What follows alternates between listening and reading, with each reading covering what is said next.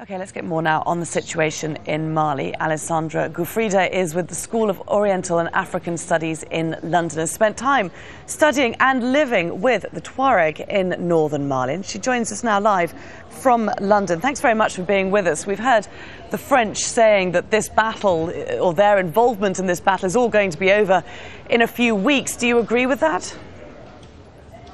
Oh, I think it's really difficult to make any forecasts at this moment. What can be said for sure is that this military intervention is not going to solve the political problems in Bamako, which are the root of the war in the north of Mali. So I think that rather than going to war, perhaps international powers ought to consider the road towards reasonable negotiations which will re-establish legitimacy in the Malian capital, and from there plan a reasonable warfare in the north of the country.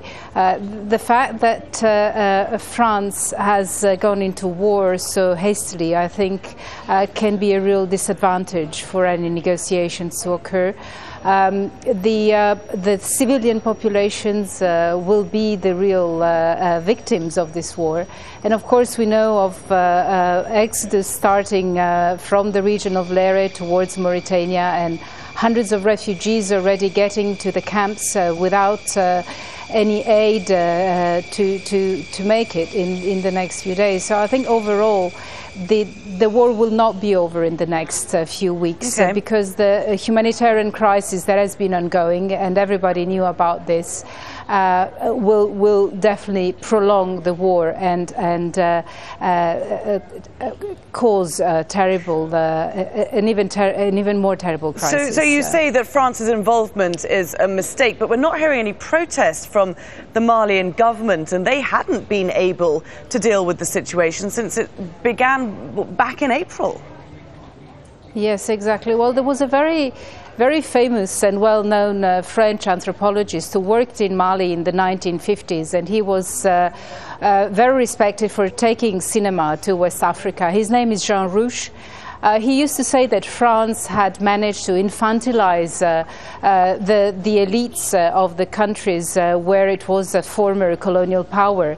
And I think the request of Dioncounda Traoré for help to France is a clear example that the government elite has not yet reached that maturity, political maturity, to look after its own problems and find solutions without interventions of any other international powers, particularly the ex-colonial power in the country. So I think really the issue is what caused the problems in the north of Mali.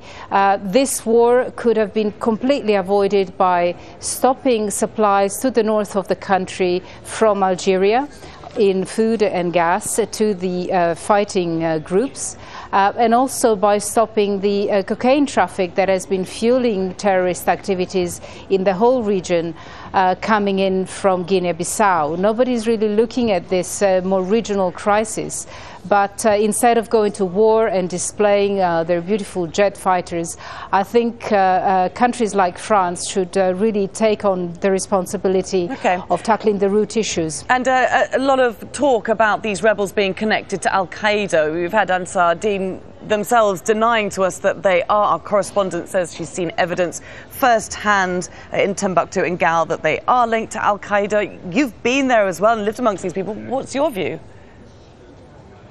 Well, I think now I want to talk about not just the Tuareg. I think it has become well known that these private militia groups who use Islam as a political banner have nothing to do with Islam.